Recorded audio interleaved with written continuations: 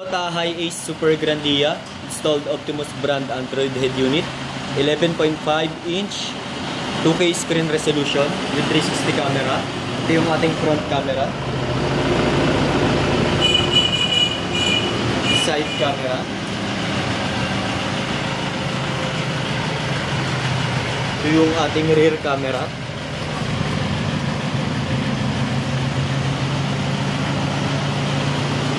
another side camera.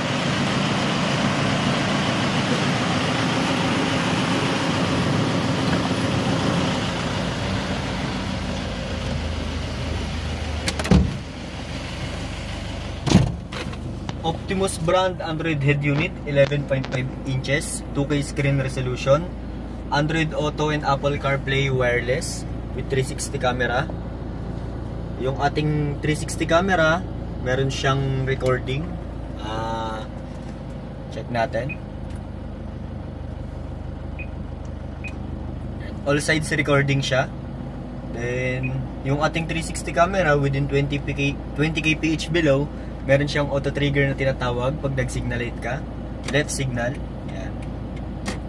Right signal, hazard, then priority niya yung reverse.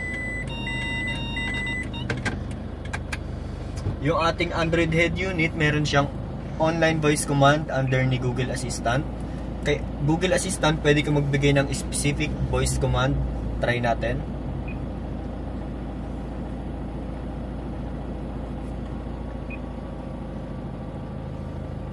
I want to go SM Grand Central. So, siya yung kukuha ng route SM through City Google Grand Maps. Central Mall NCR. Yan. Pwede rin siyang gamitin sa Head YouTube. southeast on Vicente Kung Cruz gusto mo Street toward mag-play ng Espana ganitong Boulevard, singer Route sa YouTube, 170. pwede rin siya. Try natin. Play Bruno Mars on YouTube. Here's Siya yung Bruno kukuha Mars. ng singer through YouTube dahil under siya ni Google Assistant. Isa pa, try natin. Play Gigi Delana on YouTube.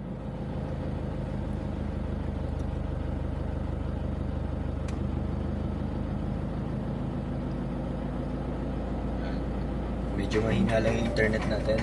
And Gigi Delana. Yung ating Android head unit, meron siyang mga application tulad ni Waze, TikTok, Netflix, Google Assistant. Meron siyang Google Play Store, YouTube, Maps, and Spotify. 8256 yung storage. Try natin si Waze.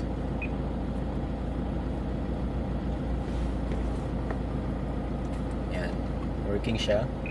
Yun lang ating Android head unit, Optimus brand, 8256 2K screen resolution with 360 camera.